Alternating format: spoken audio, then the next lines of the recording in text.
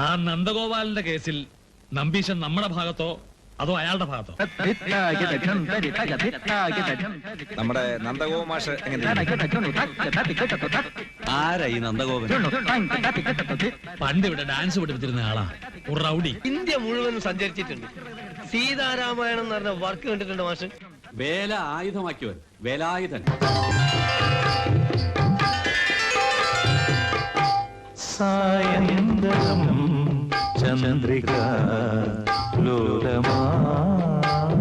മിടുക്കൻ, മിടുമിടുക്കൻ.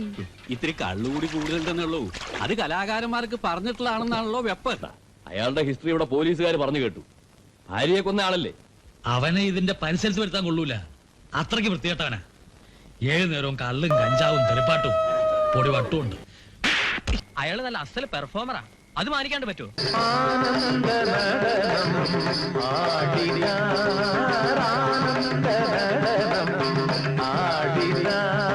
എപ്പോഴും അതെ, കാണുമ്പോഴൊക്കെ ഓരോന്ന് പറയും, ചിലപ്പോ തുറച്ചു നോക്കും.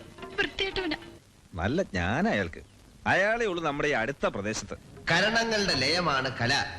നൃത്യ നാട്യങ്ങൾ വികാരഭാവങ്ങളുടെ പ്രകടനമാണ്. ഭാവനാനുഭവത്വം, ഭരതത്വം. നമ്മുടെ നങ്ങേരോട്ടെ കാണുമ്പോഴാണല്ലോ ആ നന്ദോപൻ സൂക്കേട് കൂടുന്നത്. പ്രിൻസിപ്പലിന്റെ മകൾ വലിയ നാട്യക്കാരി. ഈ കുട്ടിയുടെ മുഖത്ത് ആ ഭാവം മാത്രമേ ഉള്ളൂ.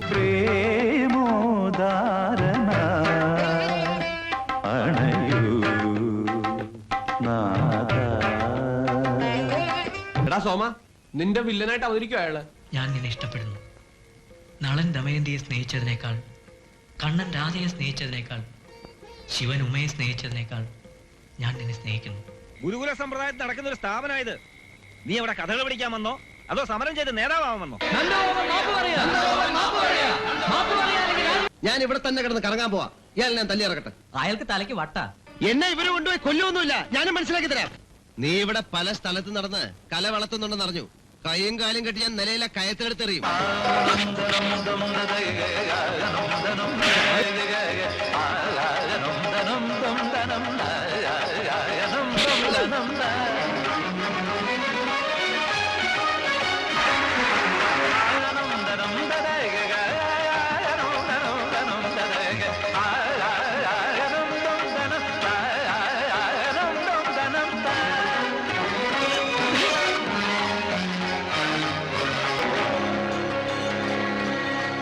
വിദ്യ കൊണ്ട് നേടാൻ പറ്റുന്നതല്ല കല, വാസനയാണ് കല.